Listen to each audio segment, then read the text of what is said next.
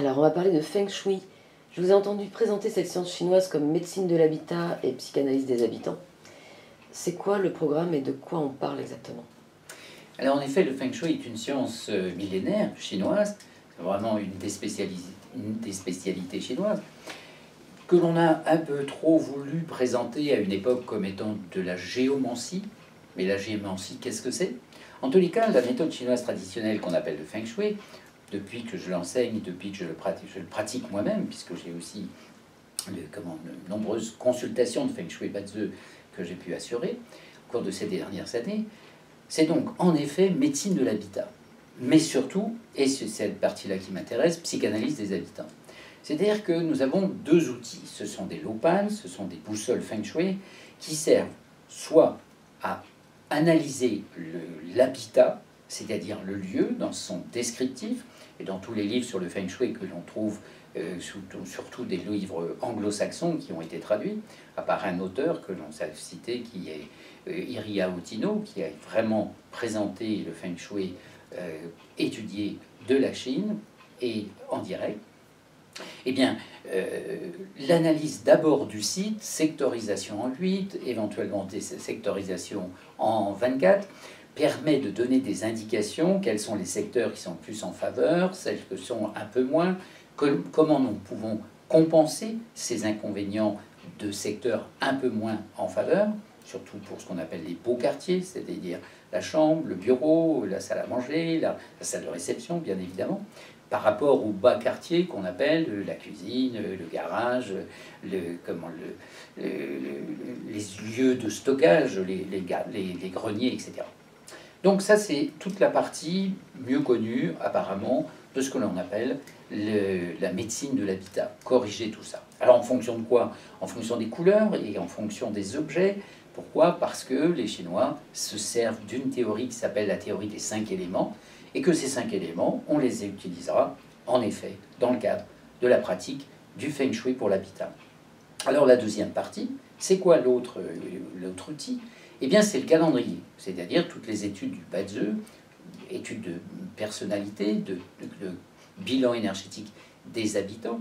Et en effet, un lieu, oui, peut être profondément équilibré, bien évidemment, on s'en occupe, mais c'est surtout pour accueillir des habitants, et les habitants, eh bien, comment peut-on les placer dans ce lieu? Plusieurs méthodes, dont une très très pertinente, qui est celle de l'utilisation de ce que l'on appelle les boussoles personnalisées. Les boussoles personnalisées, vous ne trouverez aucun écrit sur ça dans les livres publiés chez les éditeurs. Pourquoi? Parce que c'est assez compliqué à expliquer. Alors en quelques mots, je vais tenter de le faire cependant. C'est qu'en effet, par l'étude du bilan énergétique, mais un bilan complet, pas simplement l'année de naissance, et bien par une étude de bilan énergétique complète, on va donc pouvoir définir la boussole de l'année, celle du mois, celle du jour et celle de l'heure. Quelle est celle qui est la plus importante? Bien évidemment, ce ne sera pas simplement celle de l'année qui a une fonction, assurer une activité, ce que l'on fait, ce qu'on produit, ce qu'on met en place. À ce moment-là, c'est plutôt l'activité professionnelle qui sera développée par les connaissances de l'année de naissance. Mais les Chinois sont quand même beaucoup plus subtils que ça, parce que la boussole du mois va nous permettre de définir les engagements émotionnels, toute la partie émotionnelle, personnelle, développement artistique, etc., qui est donnée par cette boussole du mois de naissance. Et puis la troisième boussole, celle du jour. Et c'est celle-là qui est la plus intéressante. Moi, je. Qui suis-je? Qu'est-ce qui est important? Qu'est-ce que j'ai envie de développer? Est-ce que j'ai envie de développer ce que je suis? C'est une chose. Et ce que je fais, c'est un lien entre la boussole du jour et celle de l'année. En même temps, ça peut être ce que je fais avec une passion, un coup de cœur, un enthousiasme. Donc, les trois boussoles se répondent l'une l'autre. Et la boussole de l'heure va aussi donner des indications, particulièrement sur la pérennité, la continuité, la transmission. On y trouvera la sexualité, mais la sexualité dans la lecture de la pérennité, à savoir la continuité, la transmission. Donc, les enfants et la transmission par les enfants. Donc, tant que le Feng Shui ne sera présenté qu'en fonction de la boussole de l'année, on aura des informations qui servent aux commerçants. Maintenant, l'important dans une maison, c'est la rencontre de deux individus qui s'apparient. Je donne à travers ces mots toute possibilité à toutes les autres formes d'appariement possibles que le mariage, bien évidemment. Donc, ces 4 informations rencontrent 4 informations d'une autre personne afin d'envisager une cohabitation.